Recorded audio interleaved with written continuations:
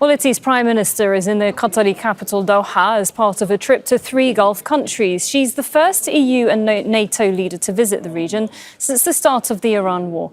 Italy is Europe's most gas-dependent economy, where electricity prices have soared across the country, and Qatar has been one of Italy's major suppliers of gas, accounting for 33% of Italy's LNG imports. Giorgia Meloni began her trip in Saudi Arabia and will also make a stop at the UAE. Let's go to Aksel Zaimovic, who joins us live from the Qatari capital Doha. Aksel, why this visit now, and what repercussions has the sort of near closure of the Hormuz Strait had on Italy so far? Well, you mentioned already, Sarah, the Prime Minister is here as a part of a Gulf tour, and it's really majorly focused on energy and security. But let me just touch on security for a bit, because Qatar and Italy have a very strong defense relationship.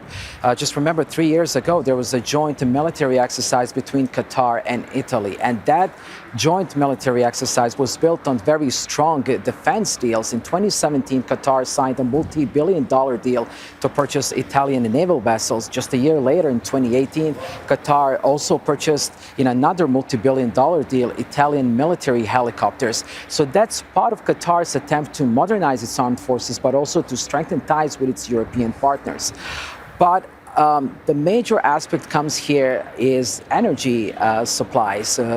Well, if we look at the relationship between the two countries, Italy is heavily dependent on liquefied natural gas. Most of that was coming from Russia, but since its invasion of Ukraine in 2022, everything has changed. So now that gas is coming mostly from Qatar and the United States, but also a significant amount coming from Algeria because of the infrastructure of the pipelines that directly dispatch that gas to Italy. What's really important in a relationship with Qatar, in 2023, Qatar Energy signed a year-long deal with an Italian energy company to supplies that liquefied natural gas. And that supply is supposed to kick off in 2026. But given the circumstances right now, it's really casting a shadow of what's going to happen with that deal.